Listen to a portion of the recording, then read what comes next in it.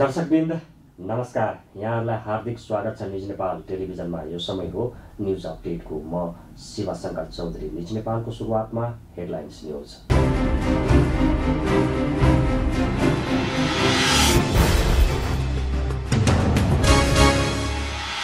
नेपालमा कोरोनाका कारण थप 18 जनाको मृत्यु। यो सँगै नेपालमा कोरोनाका कारण ज्यान गुमाउनेको संख्या 663 पुग्यो। मंगलबार थप 13,556 जनामा कोरोना पुष्टि।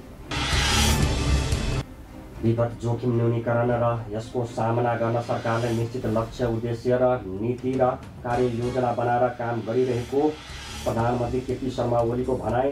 तीनै तहको सरकारले कार्ययोजना बनाएर अघि बढिरहेको स्पष्ट।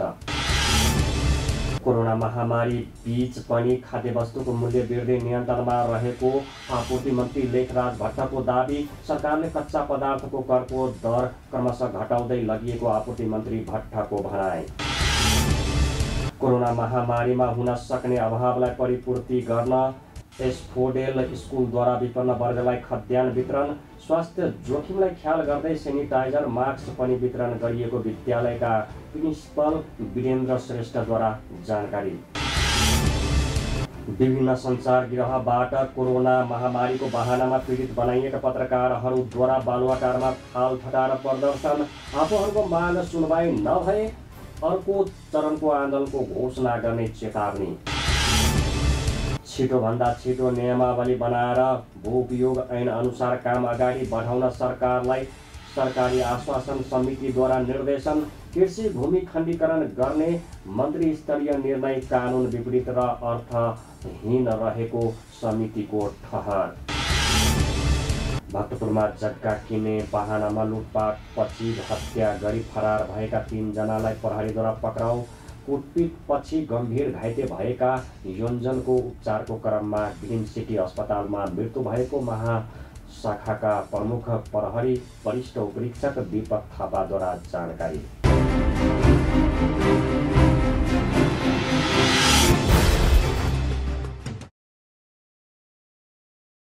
अब न्युज विस्तारमा। नेपालमा मंगलबार थप 3,556 जनामा कोरोना संक्रमण पुष्टि भएको छ। स्वास्थ्य मन्त्रालयका अनुसार देशका विभिन्न स्थानमा गरिएको परीक्षणका क्रममा थप 3,556 जनामा कोरोना पुष्टि भएको हो। त्यस्तै काठमाडौँ उपत्यकामा थप 2,129 जनामा कोरोना पुष्टि भएको छ। मन्त्रालयका प्रवक्ता डाक्टर जागेश्वर गौतमका अनुसार काठमाडौँमा 1,746, भक्तपुरमा 167 र ललितपुरमा 226 जनामा कोरोना भाइरसको संक्रमण देखिएको हो।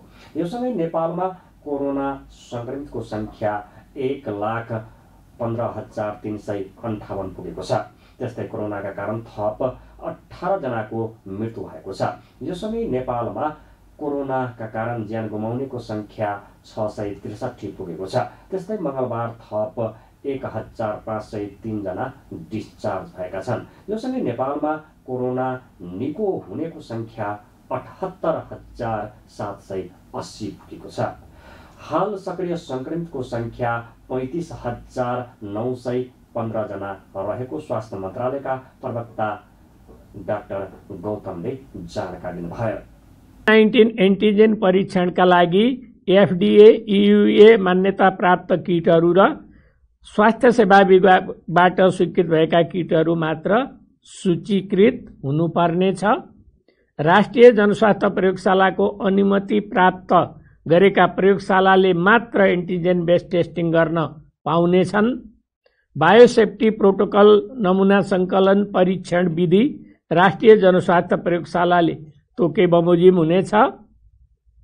परीक्षण शुल्क अधिकतम रु 1,000 अक्षरूपी 1,000 रुपियाँ मात्र हुनेछ र समयानुकूल परिमार्जन हुँदै जानेछ। रिएजेन्ट परीक्षणको नतिजा पोजिटिभ आएका काठमाडौँको हकमा एपिडेमियोलोजी तथा रोग नियन्त्रण महाशाखा र सम्बन्धित स्वास्थ्य कार्यालय र सम्बन्धित व्यक्तिलाई दिनुपर्नेछ। नेगेटिभ रिपोर्ट आएमा सम्बन्धित व्यक्तिलाई दिनुपर्नेछ। त्यस्तै होम आइसोलेसनमा 20,867 जना रहेका छन् भने संस्थागत आइसोलेसनमा 15,048 जना रहेका छन्। त्यस्तै क्वारेन्टाइनमा 4,795 जना रहेका छन्। त्यस्तै हालसम्म 12,07,091 वटा PCR भएको मन्त्रालयले जनाएको छ। नेपाल महिला चेम्बरले ई-कमर्सको सुरुवात गरेको छ। चेम्बर दिवस 2077 तथा नेपाल चेम्बर अफ कमर्सको 70औं वर्षको अवसरमा महिला चेम्बरले सोचेको .com सँगको सहकार्यमा ई-कमर्सको शुभ आरम्भ गरेको हो। कोरोना महामारीका महिलाहरूले बनाइएका घरेलु उत्पादनहरू बजारसम्म पुर्याउन कठिन भइरहेका बेला ई-कमर्सको माध्यमबाट बिक्री वितरण गर्न सहज हुने महिला चेम्बरले जनाएको छ। कार्यक्रममा महिला चेम्बरका केन्द्रीय अध्यक्ष उर्मिला श्रेष्ठले कोरोनाका असरले व्यापार सुस्त भएकाले महिलाहरूको आत्मबल बढाउन र व्यवसायलाई सहज रूपमा सञ्चालनका लागि प्रेरित गर्न ई-कमर्सको शुभ आरम्भ गरिएको बताउनुभयो। किनले जति पनि व्यापारहरूमा बढी असर परेको छ, प्रत्यक्ष असर चाहिँ महिला दिदीबहिनीहरूले उत्पादन गरेको सामानहरूमा परेको छ। किनभने अहिले स्वास्थ्यको कारणले पनि समस्या आइराखेको र महिला दिदीबहिनीहरूको चाहिँ सानो कुटीर उद्योग टाइपले मात्र भइराखेको, बढी चाहिँ ह्यान्डिक्राफ्टहरू सामानहरू र लकडाउनको कारणले यताउता लान नसकिने, पसल खोल्न नसकिने भएको र उहाँहरूको लागि खर्च भनेको ब्याङ्कको ब्याज, घर भाडा, कर्मचारीहरूको तलब भत्ताहरू दिनुपर्ने कारणले अलिकति बिजनेस सुस्त भएको छ र अलि डिप्रेसन जस्तो भइराखेको अवस्थालाई हामीले चाहिँ के गर्न सकिन्छ भनेर हामीले सोचेको .com सँग हामीले सहकार्य गऱ्यौँ र उहाँहरूले अब एक हिसाबमा निःशुल्क प्रमोसन गर्ने भन्ने कुराहरू भइरहेछ। तर व्यापार गरिसकेपछि मात्रै उहाँहरूलाई कमिसन तिरे पुग्ने हिसाबमा हामी गएका छौँ र सोचेको .com बाट हाम्रा दिदीबहिनीहरू Nepal chamber of commerce, Nepal महिला चेम्बरका सदस्यहरूको सामानहरू बिक्री भएर अलिकति बिजनेसलाई अलिकति थप उकास्न सकोस् भन्ने हिसाबमा हामीले गएका हौँ। महिला चेम्बरका अनुसार महिलाहरूले बनाइएका सामग्रीहरू बिक्रीका लागि सोचेको .com राखिनेछ भने त्यसको सहजीकरण महिला चेम्बर्सले गर्नेछ। कोरोना परीक्षणका लागि बनाइएको नेसनल टेस्टेड गाइडलाइन फर कोभिड-19 चौथो पटक संशोधन भएको छ। स्वास्थ्य तथा जनसङ्ख्या मन्त्रालयका प्रवक्ता डाक्टर जागेश्वर गौतमले कोरोना परीक्षण गर्न बनेको नेसनल टेस्टिङ गाइडलाइन चौथो पटक संशोधन भएको जानकारी दिनुभएको हो। इन्सिडेन्ट कमान्ड सिस्टमको निर्णयपछि हेल्थ इमर्जेन्सी सेन्टरले स्वास्थ्य सेवा विभागलाई पत्रचार गर्दै कोरोना परीक्षणको लागि उक्त गाइडलाइन परिवर्तन भएको बारे जानकारी गराएको उहाँले बताउनुभयो। संशोधन भएको गाइडलाइनमा कोभिड-19 एन्टिजेन परीक्षणका लागि FDA AUA मान्यता प्राप्त किटहरू र स्वास्थ्य सेवा विभागबाट स्वीकृति भएका र स्वीकृति लिएका किटहरू मात्र सूचीकृत हुनुपर्ने उहाँले जानकारी दिनुभयो। यस्तै राष्ट्रिय जनस्वास्थ्य प्रयोगशालाको अनुमति प्राप्त गरेका प्रयोगशालाले मात्र एन्टिजेन विधिबाट कोरोना परीक्षण गर्न पाउने व्यवस्था गरिएको डाक्टर गौतमले बताउनुभयो। उहाँले एन्टिजेन विधिबाट हुने कोरोना परीक्षणको शुल्क अधिकतम 1000 तोकिएको उल्लेख गर्नुभयो। 19 एन्टिजेन परीक्षणका लागि FDA EUA मान्यता प्राप्त किटहरू र स्वास्थ्य सेवा विभागबाट स्वीकृत भएका किटहरू मात्र सूचीकृत हुनुपर्नेछ। राष्ट्रिय जनस्वास्थ्य प्रयोगशालाको अनुमति प्राप्त गरेका प्रयोगशालाले मात्र एन्टिजेन बेस्ड टेस्टिङ गर्न पाउनेछन्। बायोसेफ्टी प्रोटोकल नमुना सङ्कलन परीक्षण विधि राष्ट्रिय जनस्वास्थ्य प्रयोगशालाले तोके बमोजिम हुनेछ। परीक्षण शुल्क अधिकतम रु 1000 रुपियाँ मात्र हुनेछ। र समयानुकूल परिमार्जन हुँदै जानेछ। रिएजेन्ट परीक्षणको नतिजा पोजिटिभ आएका काठमाडौँको हकमा एपिडेमियोलोजी तथा रोग नियन्त्रण महाशाखा र सम्बन्धित स्वास्थ्य कार्यालय र सम्बन्धित व्यक्तिलाई दिनुपर्नेछ।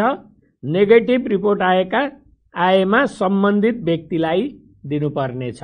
डाक्टर गौतमले स्थानीय तहले मापदण्ड पालना नगराइएको भन्दै जनस्वास्थ्यका मापदण्ड पूर्ण रूपमा पालना गर्न र गराउने व्यवस्था मिलाउन 753 वटै स्थानीय तहलाई निर्देशन दिन सामान्य प्रशासन मन्त्रालयलाई पत्राचार गरिएको जानकारी दिनुभयो। प्रधानमन्त्री केपी शर्मा ओलीले विपद जोखिम न्यूनीकरण र यसको सामना गर्न सरकारले निश्चित लक्ष्य उद्देश्य नीति र कार्ययोजना बनाएर काम गरिरहेको बताउनु भएको छ। विपद जोखिम न्यूनीकरण अन्तर्राष्ट्रिय दिवसका अवसरमा विपद जोखिम न्यूनीकरण राष्ट्रिय कार्य मञ्चद्वारा मंगलबार आयोजित भर्चुअल कार्यक्रममा प्रधानमन्त्री ओलीले व्यापक जागरण, साझा प्रयास र शक्ति संगठित गर्दै तीनै तहको सरकारले कार्ययोजना बनाएर अघि बढिरहेको पनि स्पष्ट पार्नुभयो। प्रधानमन्त्री ओलीले सुरक्षित र सभ्य मानव जाति, सुरक्षित र विश्व बस्न लायक न्यायपूर्ण र समृद्ध धरती तथा सुखी मानव जातिका लागि काम गरिने बताउनुभयो। प्राकृतिक विपत्तिको सामना गर्ने काममा लाग्न सम्पूर्ण तह र तबकालाई आग्रह गर्दै उहाँले विपद जोखिम न्यूनीकरण र सामना गर्न राष्ट्रिय तथा अन्तर्राष्ट्रिय सङ्घ संस्थासँग मिलेर काम गरिने प्रतिबद्धता व्यक्त गर्नुभयो। न्यूनीकरण कसरी गर्ने, त्यो भइहाल्यो भने विपत्तिबाट बच्ने कसरी र त्यसको पुनरुत्थान गर्ने फेरि कसरी, यसका निम्ति सहकार्य गर्ने कसरी, यसका निम्ति बढी उपयोगी संस्थाहरू कुन कुन हुन सक्दछन् र तिनलाई अनेक हिसाबले स्ट्रेन्थन गर्ने कसरी, तिनको सबलीकरण गर्ने कसरी, ती संस्थाहरूको परिचालन गर्ने कसरी, यी सबै कुराहरूदेखि हाम्रो ध्यान यी कुराहरूमा गएको छ र हामी एउटा सुरक्षित मानव जाति, सुरक्षित विश्व, सुरक्षित धरती, बस्न लायकको धरती र समृद्ध धरती, न्यायपूर्ण धरती, सभ्य मानव समाज र सुखी मानव जाति, त्यसको निम्ति काम गर्छौँ र त्यसका निम्ति काम गर्दा यी सबै कुराहरू यसभित्र पर्दछन्। त्यसै कारण हामीले हाम्रो राष्ट्रिय आकांक्षालाई थोरै शब्दमा केन्द्रित गरेका छौँ, समृद्ध नेपाल, सुखी नेपाल। यसका निम्ति यी सबै कामहरू हामीले गर्नुपर्छ। कार्यक्रममा गृह मन्त्री रामबहादुर थापाले कोभिड-19ले पैदा गरेको विपद जोखिम न्यूनीकरणका निम्ति सम्पूर्ण शक्ति विवेक सहित जुटेर सामना गर्न आवश्यक रहेकोमा जोड दिनुपर्ने बताउनुभयो। उक्त दिवसको यस वर्षको मूल नारा विपद जोखिम न्यूनीकरण, मैत्री, सुशासन, सुरक्षित भविष्यका लागि हाम्रो अभियान रहेको थियो। विपद जोखिमका हिसाबले नेपाल उच्च जोखिमयुक्त मुलुकको सूचीमा छ। कोरोना महामारीमा हुन सक्ने अभावलाई परिपूर्ति गर्न एस्फोडेल स्कुलले विपन्न वर्गलाई खाद्यान्न वितरण गरेको छ। अमेरिकामा रहेका रोटेरियन्सको सहयोगमा उक्त स्कुलले मंगलबार काठमाडौँमा करिब 150 विपन्न परिवारलाई खाद्यान्न वितरण गरेको हो। स्कुलले प्रति परिवार 10 केजी चावल, 2 केजी दाल, चिनी 2 केजी, चना 1 केजी लगायतका खाद्य वस्तु वितरण गरेको थियो। त्यस्तै स्वास्थ्य जोखिमलाई ख्याल गर्दै सेनिटाइजर र मास्क पनि वितरण गरिएको विद्यालयका प्रिन्सिपल वीरेन्द्र श्रेष्ठले जानकारी दिनुभयो। दैनिक ज्याला मजदुरी गरेर छाक टार्न पर्ने मजदुर तथा विपन्न समुदायका मानिसलाई राहत वितरण गरिएको उहाँले बताउनुभयो। आगामी दिनमा पनि विपन्न वर्गलाई खाद्यान्न लगायत खाना खुवाउने कार्यक्रम अन्तर्गत 100 ग्रुपलाई आर्थिक सहयोग गर्ने आयोजकले जनाएको छ। उद्योग वाणिज्य तथा आपूर्ति मन्त्री लेखराज भट्टले कोरोना महामारीका बीच पनि खाद्य वस्तुको मूल्य वृद्धि नियन्त्रणमा रहेको दावी गर्नुभएको छ। चेम्बर दिवस 2077 तथा नेपाल चेम्बर अफ कमर्सको 70औं वर्षको अवसरमा मंगलबार काठमाडौँमा आयोजित कार्यक्रममा मन्त्री भट्टले कोरोना महामारीको अवस्थामा पनि नेपालमा एकाध वस्तु बाहेक खाद्यान्न लगायत अन्य खाद्य वस्तु महँगो नभएको दावी गर्नुभएको हो। उहाँले अहिले नेपालको व्यापार घाटा घटाउने, निर्यातलाई बढाउने र लगानी भित्र्याउने विषयमा ध्यान केन्द्रित रहेको उल्लेख गर्नुभयो। आर्थिक क्षेत्रका प्रगति र देशलाई औद्योगिकीकरणतर्फ अघि बढाउनका लागि नीति क्षेत्रको सहकार्य आवश्यक रहेको उहाँले बताउनुभयो। मन्त्री भट्टले आफूले उद्योग वाणिज्य तथा आपूर्ति मन्त्रालयको कार्यभार सम्हालेपछि करको क्षेत्रमा धेरै सुधार भएको समेत दावी गर्नुभयो। आन्तरिक उत्पादनलाई बढावा दिनका लागि सरकारले कच्चा पदार्थको करको दर क्रमशः घटाउँदै लगिएको उहाँको भनाइ छ। खाद्यान्न लगायत जो दैनिकी वस्तुहरू छन् त्यसमा महँगाई भन्ने छैन। अब एकाध वस्तुमा हुने त्यो स्वाभाविक हो, हिजो पनि हुन्थ्यो। र अहिले हामीले हाम्रो व्यापार घाटालाई कसरी घटाउन सक्छौँ र निर्यात कसरी गर्छौँ, उत्पादनलाई कसरी बढावा दिन्छौँ, लगानीलाई कसरी भित्र्याउँछौँ, यो महत्त्वपूर्ण विषय छ। र यसले जहाँ जहाँ हाम्रा ल्याप्सेसहरू छन् अथवा हामीले गर्नुपर्ने नीतिगत सुधारहरू के हुन्, तपाईँहरूका सुझावहरू आएपछि हामी जहिले पनि एउटा टिम वर्क नै गर्ने यो उद्योग वाणिज्य आपूर्ति मन्त्रालयको एउटा अभिन्न अङ्गको रूपमा जुन संस्थाहरू छन्, जो व्यावसायिक संस्था, त्यसलाई लिएका छौँ। भातृ सङ्गठनकै रूपमा हामीले बुझेका छौँ। त्यो भएर यसको सहयोग बिना हामीले जो नेपालको आर्थिक प्रगति गर्ने भनेका छौँ, अर्थतन्त्रलाई बलियो बनाउने भनेका छौँ, देशलाई औद्योगिकरणतिर लैजाने भन्ने कुरो छ, त्यो सम्भव हुन सक्दैन। र त्यो भएर तपाईँहरूको क्रियाशीलता, तपाईँहरूका सुझावहरू, तपाईँहरूका जो नीतिगत सुधार के गर्नुपर्छ त्यहाँ जे तपाईँहरूले ल्याउनुहुन्छ त्यसको संयुक्त रूपमा समन्वय गरेर हामीले छलफल गर्दै एउटा निचोड निकाल्ने कुरो, संश्लेषण गर्ने कुरा नै हुन्। कार्यक्रममा चेम्बरका अध्यक्ष राजेश काजी श्रेष्ठले राजस्व बढाउनका लागि सरकारले भन्सार दर घटाउनु पर्ने र यसका लागि कारोबार मूल्यलाई आधार मान्नुपर्ने बताउनु भयो। 30-40% उद्योग चलिरहेको छैन। व्यापारीहरूले पहिला महिनाको 10 कन्टेनर गर्नेले अहिले 2 कन्टेनर गरिरहेको छैन र उपभोक्तासँगलाई पनि महँगो भइरहेछ र हामी सबैसँग क्रय शक्ति पनि छैन। अब त्यसको लागि राजस्व पनि आएको छैन। अब यसको लागि हामी के भन्दैछौँ भने सामान पहिले 100 रुपियाँको सामानलाई अहिले 75 भएपछि मान्छेले फेरि किन्नु हुन्छ र हामीले पनि 2 कन्टेनरलाई 10 कन्टेनर नभए 8 कन्टेनर कसरी इम्पोर्ट गर्ने, त्यो व्यापारीले उद्योगलाई पनि 70-80 कसरी पुर्याउने भन्ने हिसाबले त्यसको लागि मेन भनेकै हामीले राजस्व पनि बढाउनलाई भङ्सारै घटाउनुपर्छ र हाम्रो WTO र भ्याटको सिद्धान्त अनुसार पनि भङ्सार घट्दै जानुपर्छ। कारोबार मूल्यलाई मान्यता दिनुपर्छ। इन्डियामा पनि त्यत्रो कोभी भयो, आयकरलाई 20% गरिदियो सबै व्यापारीलाई हौसला बढोस् भनेर।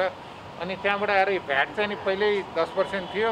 भ्याट हामीले आन्दोलन 12 दिन गरेपछि अहिले 10 पछि घटाउँदै जाने भनेको झन् 13 गरिदियो र हाम्रो 13 चाहिँ नि जुन अब व्यापारीहरूले उद्योगले गरेको 10% नै भ्याट तिर्नु पर्दैन भनेको हुनाले अरू सबैमा उद्योग व्यापारीको लागि 10% गरिदियो र हाम्रो यो जस्तो 13% दिने NEA भयो, NTC भयो, NOC-लाई चाहिँ नि 13 गरिदियो भने अझ सामानहरू सस्तो हुन्छ भन्ने हाम्रो एउटा सुझाव हो। उहाँले छिमेकी राष्ट्र भारतमा समेत आयात दर घटाइएको तर नेपालमा भने करको दर बढ्दै गएकाले व्यापारीहरू मार्कामा परेको धारणा राख्नुभयो। कार्यक्रममा मन्त्री भट्टले चेम्बरको झण्डोत्तोलन गर्नुभएको थियो। भक्तपुरमा जग्गा किन्ने बहानामा लुटपाट पछि हत्या गरी फरार भएका 3 जनालाई प्रहरीले पक्राउ गरी सार्वजनिक गरेको छ। महानगरीय अपराध महाशाखाले मंगलबार पत्रकार सम्मेलन गर्दै सिन्धुपाल्चोकका 37 वर्षीय शेर्पा भन्ने कामी लामा, 23 वर्षीय रमेश तमाङ र 27 वर्षीय प्रेम तमाङलाई पक्राउ गरी सार्वजनिक गरेको हो। उनीहरूले गत बुधबार चाङ्गु नारायण नगरपालिका 8 सुडालका 61 वर्षीय चन्द्रकुमार योन्जनमाथि मरासन्न हुने गरी कुटपिट गरेका थिए। कुटपिट पछि उनीहरूले सुनको ब्रासलेट तथा मोबाइल समेत लुटेर भागेको महाशाखाले जनाएको छ। कुटपिट पछि गम्भीर घाइते भएका योन्जनको उपचारको क्रममा बिहीबार बिहान काठमाडौँ स्थित ग्रिन सिटी अस्पतालमा मृत्यु भएको महाशाखाका प्रमुख प्रहरी वरिष्ठ उपरीक्षक दीपक थापाले जानकारी दिनुभयो। रकम दिन आनाकानी गरेको हुँदा शेर्पाले चन्द्रबहादुर योन्जनलाई कुटपिट गरेर भए पनि रकम असुल्न खोजेका थिए। त्यसको लागि उनले रमेश तामाङको सहयोग लिएको प्रहरीले जनाएको छ। कुटपिट गर्नको लागि उनीहरूले असोज 18 गते योन्जनको घर पहिचान गरी फर्किएका थिए। घर पहिचान गरेपछि उनीहरूले कुटपिट गर्ने योजना बनाएका महाशाखा प्रमुख थापाले बताउनुभयो। अपरेसन रक्स मार्फत गरिएको अनुसन्धानबाट 3 जनालाई पक्राउ गरिएको उहाँले जानकारी दिनुभयो। यो अपरेसनको नाम हामीले अपरेसन रक्स भनेर राख्यौँ। यो रक्स किन राख्यौँ भन्दा ROX त्यो घटना 21 गतेको अन्दाजी 5-6 बजेको टाइममा त्यहाँ भएको थियो सुडाल 8 चाङ्गु नारायण नगरपालिकामा। त्यसपछि तत्काल घाइते अहिले मृतक निजलाई त्यहाँबाट मध्यपुर थिमीको अस्पतालसम्म ल्याइयो। त्यसपछि त्यहाँ पनि उपचार हुन नसकेपछि ग्रिन सिटी अस्पतालमा महाराजगञ्ज ल्याइयो र हामीलाई तत्काल थाहा पनि भयो। त्यसपछि थाहा भइसके पछाडि अझ अपराध महाशाखाले भोलिपल्ट बिहान उहाँको 5 बजे उपचारको क्रममा मृत्यु भयो। मृत्यु भए पश्चात अपराध महाशाखाले यो जानकारी पाइसके पछाडि यो घटनामा सूक्ष्म रूपले अनुसन्धान गरी अगाडि बढ्नको लागि हाम्रो एसपी साहब सहित देश साहब सहित सबै टोलीहरू हाम्रो व्यावसायिक अनुसन्धान अधिकृतको टोली यसमा 6 दिनसम्म कन्टिन्युअस लाग्यो। तर क्लु कहीँ थिएन। तर एउटै क्लु थियो रक्स। त्यो रक्स हो कि फक्स हो अझै हामीलाई गाह्रो थियो। त्यहाँ FTR भन्ने थियो एउटा हेलमेट त्यहाँ बाहिर छ। यही हेलमेटको क्लुको आधारमा यो अपरेसन सफल भएको हुनाले हामीले तय गरेर यसको नाम अपरेसन रक्स राखेका कुरा पनि यहाँहरू समक्षमा राख्न चाहन्छु। अब लुटपाट पश्चात हत्या गरी फरार व्यक्तिहरूको सन्दर्भमा भक्तपुर नगरपालिका भक्तपुर जिल्ला चाङ्गु नारायण गाउँ नगरपालिका वार्ड नम्बर 8 को सुडाल स्थित यो बिडोल फाँट धान खेतमा होइन धान खेतमा चाहिँ नि यो मैले अघि नै राखेँ बेलुका 17:30 को समयमा त्यहाँ घटना घट्यो। उहाँलाई मुक्का लात्ता हाने लडाए। त्यसपछि लगाएको ब्रासलेट लुटे र निजसँग भएको मोबाइल पनि लुटी फरार भए र भोलिपल्ट 22 गते मैले अघि राखेँ मेडिसिटी यो ग्रिन सिटी हस्पिटलमा उहाँको मृत्यु भएको छ। चन्द्रबहादुर योन्जन लामा वर्ष 61 जिल्ला रामेछाप सोनापति गाउँपालिका 3 घर भई भक्तपुरको त्यही ठाउँमा 9 सुडाल 9 मा चाहिँ बस्ने र उहाँको पसल पनि छ किराना पसल बियर पसलहरू लगायत तान्त्रिक र जग्गा सम्बन्धी पनि उहाँले कारोबार गर्ने भन्ने कुरा खुल्न आएको छ। र यो जाहेरी दरखास्त निजका छोराले यो 6-25 गते किनभने त्यो यता महाराजगञ्ज भएको हुनाले पोस्टमार्टम गरेर त्यहाँ चाहिँ जग्गाती वृत्तमा जाहेरी 25 गते दर्ता हुन्छ। दर्ता नम्बर यति छ। यो प्रेम र अर्को रमेश छन्। यिनीहरूको दिनचर्या भनेको बिहान जाने जिम गर्ने जिम खानामा जाने खर्च बर्च अलि मनज्ञ गर्ने हिसाबका यिनीहरू हुन्छन्। र त्यसैमा यिनीहरूले चाहिँ त्यो मृतकको जो ब्रासलेट छ त्यहाँ बेचेको हुन्छ 2 लाल 2 तोला 2 लाल र 1 तोला 2 लाल चाहिँ अहिले सुनै गालेको सुन यहाँ छ त्यहाँ बाहिर राखेको छ। अरू पैसा 1 लाख रुपियाँ 1.5 लाख रुपियाँ उनीहरूले लिन्छन् के अरे 1 लाख रुपियाँ लिन्छन् र 50-50 हजार दुईजनाले बाँड्छन्। बाँडेको मध्ये एउटाको 50 हजार चाहिँ ठक्रक्कै छ। अर्कोको चाहिँ 4,600 रुपियाँ मात्रै बाँकी रहेको छ। उसले चाहिँ मैले तिरेँ यताउता खर्च गरेँ भन्ने किसिमको र हामीले घटनामा हामीले गरेको हो यो किसिमबाट हो भनेर निजहरूले चाहिँ स्वीकार गरेको अवस्था पनि हुँदा योजना अनुसार रमेश र प्रेम 96 नम्बरको मोटरसाइकलमा गत बुधबार भक्तपुरको सुडाल गएका थिए। उनीहरूले कामी शेर्पालाई 4:30 बजे भेटेर मृतकको पसलमा गई मदिरा खाएका थिए।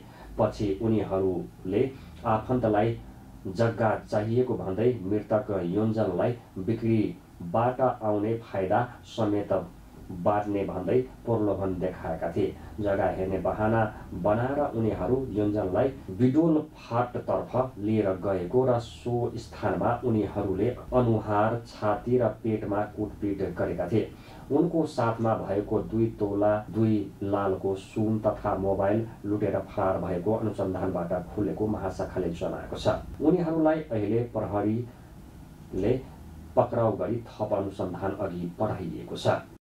राष्ट्रिय सभा अन्तर्गतको प्रायोजित व्यवस्थापन तथा सरकारी आश्वासन समितिले छिटोभन्दा छिटो नियमावली बनाएर भू उपयोग ऐन अनुसार काम अगाडि बढाउन सरकारलाई निर्देशन दिएको छ। सिंहदरबारमा मङ्गलबार बसेको समिति बैठकले कृषि भूमिकरण गर्ने मन्त्री स्तरीय निर्णय कानुन सम्मत नभएको भन्दै नियमावली बनाएर उपभोग ऐन अनुसार काम अगाडि बढाउन भूमि व्यवस्था, सहकारी तथा गरिबी निवारण मन्त्रालयलाई निर्देशन दिएको हो।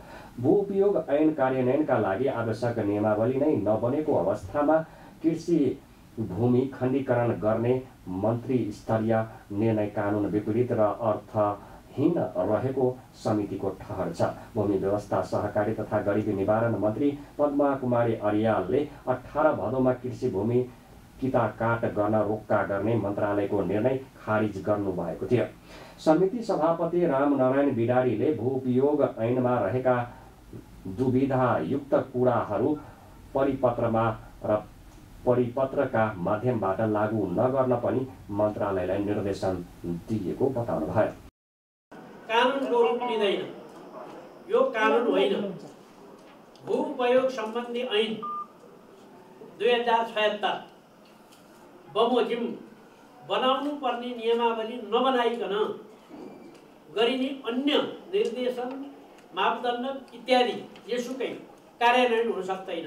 तसर्थ यो बैठकले नियमावली तुरुन्तै बनाएर यो भू उपयोग ऐन 2077 लाई चाहिँ अविलम्ब कार्यान्वयन गरोस् र दुविधायुक्त कुराहरू परिपत्रका माध्यमद्वारा नगरियोस्।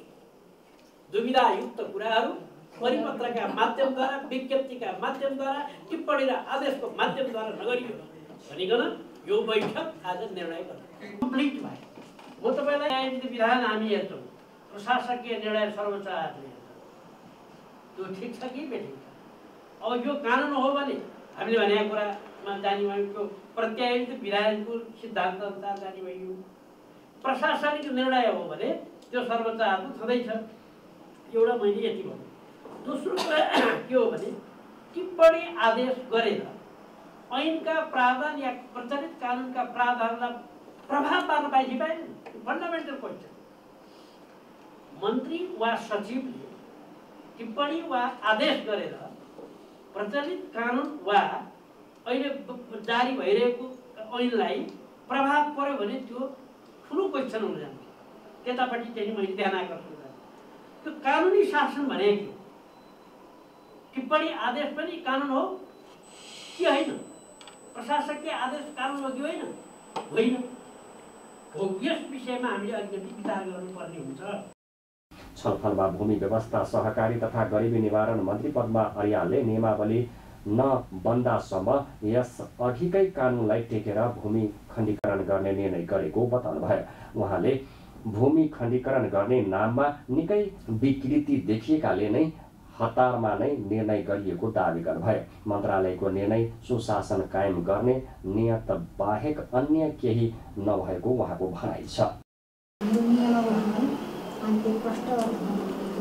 त्यही नियमावली पास नहुँदासम्मको निम्ति पहिलो भूपयोगलाई हामीले टेक्नको निम्ति प्रचलित भने ठ्याक्कै यो धेरै समय त लाग्थेन होला, त्यही पनि लागिहाल्यो भने तल त समस्या धेरै खडा भयो।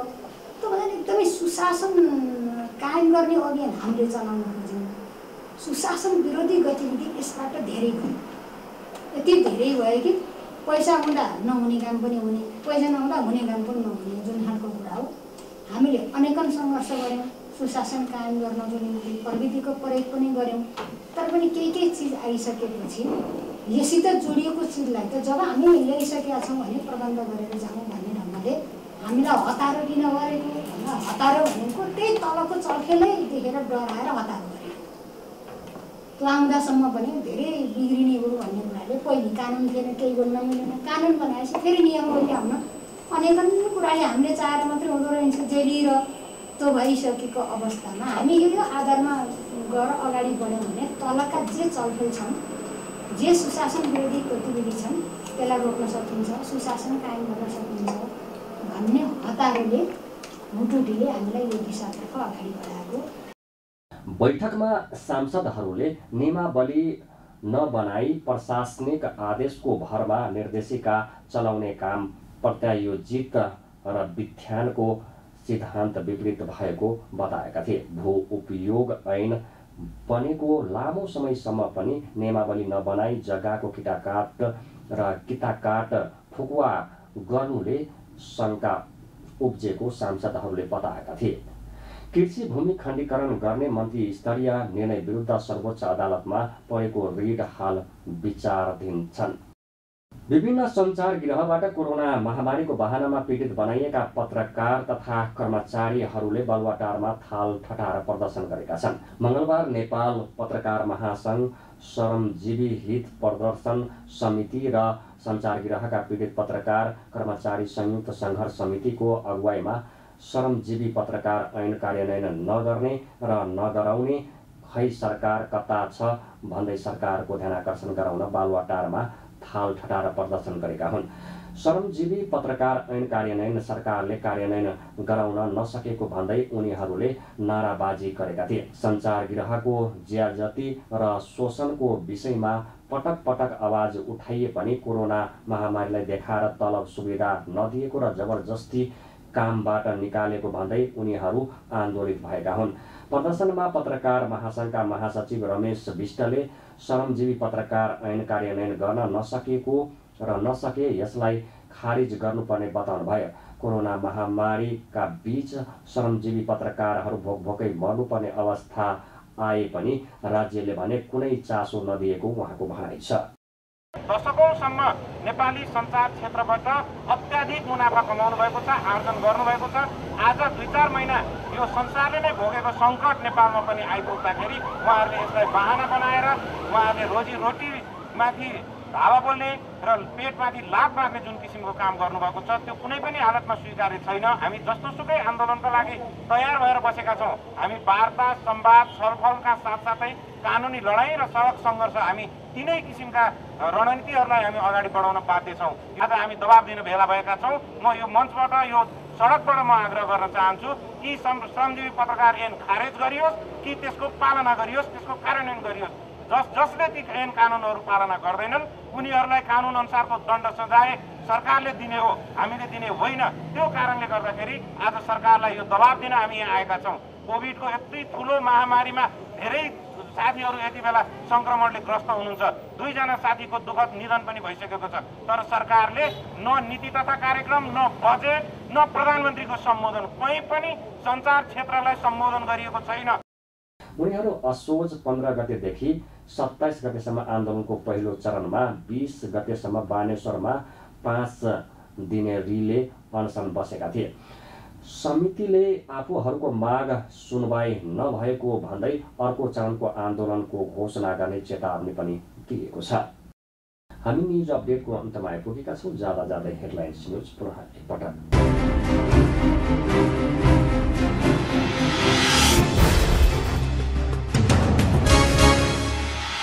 नेपालमा कोरोनाका कारण थप 18 जनाको मृत्यु। यो सँगै नेपालमा कोरोनाका कारण ज्यान गुमाउनेको सङ्ख्या 663 पुग्यो। मंगलबार थप 13,556 जनामा कोरोना पुष्टि।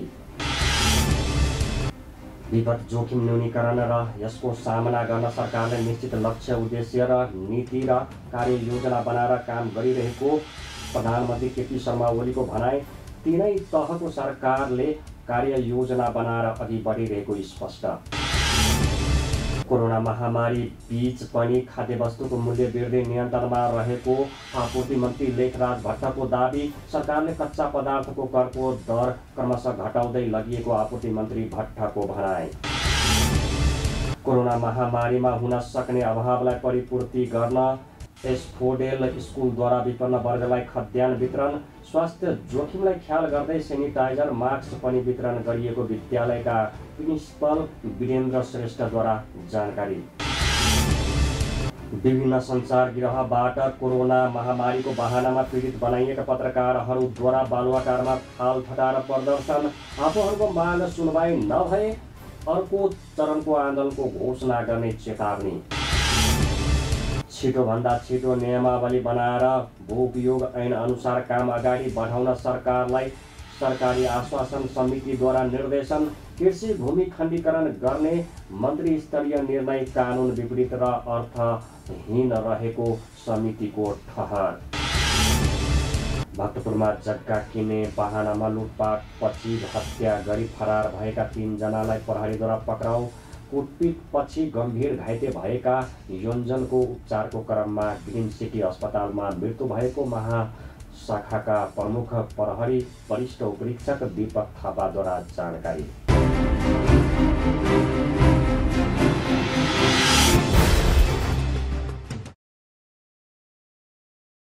दर्शकवृन्द, अहिलेलाई न्युज अपडेट यति नै। निरन्तर न्युज अपडेटका साथ हामी पुनः उपस्थित हुने नै छौँ। हेर्दै रहनुहोस् न्युज नेपाल टेलिभिजन। नमस्कार।